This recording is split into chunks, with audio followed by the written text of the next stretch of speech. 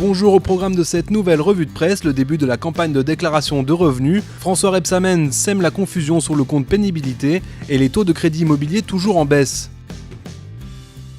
C'est parti pour les impôts 2015. Comme l'indique 20minutes.fr, les déclarations de revenus 2014 arrivent dans vos boîtes aux lettres. Et pour ceux qui ont opté pour la déclaration en ligne, le service sera ouvert dès mercredi 15 avril. Les contribuables devront déclarer leurs revenus avant le 26 mai pour les départements de 1 à 19, le 2 juin de 20 à 49 et le 9 juin pour les autres. Tout sur lesimpôts.com, on a profité pour faire un tour d'horizon des nouveautés de cette année. Outre la suppression de la première tranche du barème de l'impôt et la réduction d'impôt pour les ménages modestes adoptée l'année dernière, les nouveautés concernent principalement la version en ligne. Pour la première fois, les jeunes pourront effectuer leur première déclaration directement sur internet ou via l'application mobile. Le site web sera d'ailleurs simplifié pour une navigation plus intuitive. Boulette ou simple malentendu, Le Monde.fr s'interroge sur la portée des propos tenus par François Rebsamen jeudi 9 avril sur le compte pénibilité.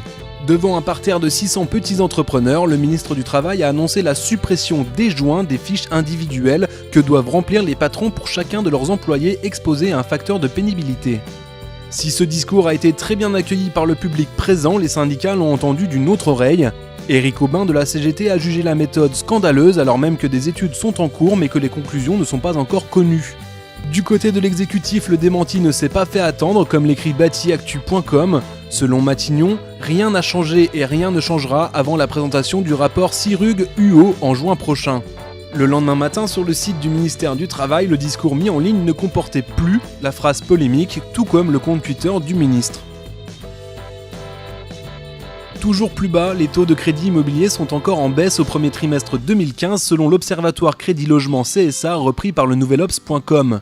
En mars, les intérêts d'emprunt sont passés à 2,11% en moyenne contre 2,21% en février. De quoi encourager la reprise du marché et les emprunteurs à renégocier leur crédit.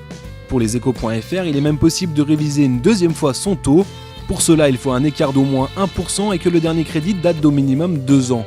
De quoi motiver encore davantage les emprunteurs. La renégociation de crédit représente déjà 30 voire 40% des dossiers des courtiers sur les 6 derniers mois.